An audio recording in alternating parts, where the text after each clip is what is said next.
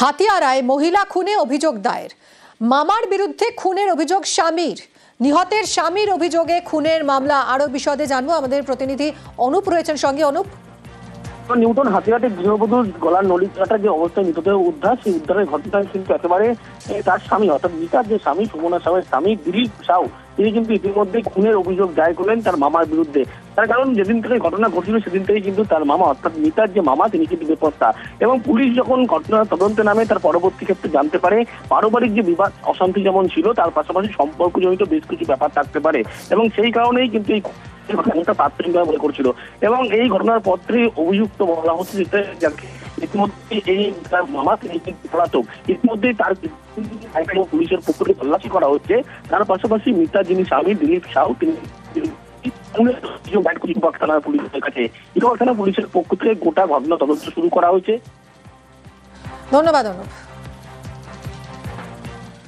আমডাঙ্গায় শুটআউটের ঘটনায় গ্রেফতার 2। গতকাল তারাবেড়িয়া পঞ্চায়েতের রাউতারা এলাকায় গুলি চলে। বিবাহ বহির্ভূত সম্পর্কের জেরেই গুলি চলে এবং গুলিবিদ্ধ মসিয়ার মণ্ডল ভর্তি বারাসাত হাসপাতালে। মসিয়ার স্ত্রীর সঙ্গে আরিফুলের বিবাহ বহির্ভূত সম্পর্ক ছিল এবং সেই সম্পর্কে টানাপোড়েনেই গুলি বলে দাবি করেছেন আক্রান্ত। এই ঘটনায় 2 জন গ্রেফতার হয়েছে। আরও আপডেট জানবো, আমার সঙ্গে রয়েছেন জিয়াউল। জিয়াউল, বিবাহ বহির্ভূত সম্পর্কের জের, সেখানে একেবারে গুলি চালানো হলো, আগ্নেয়াস্ত্রই বা কোত্থেকে পেল অভিযুক্ত, কি বলছে পুলিশ?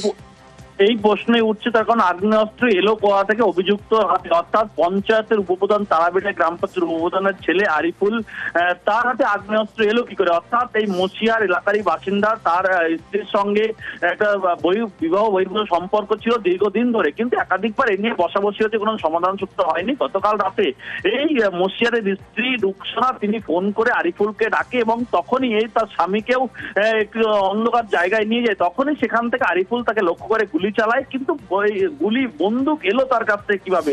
ইতিমধ্যেই কিন্তু থানায় অভিযোগ দায়ের হয়েছে এবং এখনো পর্যন্ত আরিফুল সহ তার অর্থাৎ এই রুকসানা অর্থাৎ এই মসিয়ার স্ত্রী দুজনকে কিন্তু ইতিমধ্যে গ্রেপ্তার করেছে আমডাঙ্গা থানার পুলিশ। মিমি, ধন্যবাদ।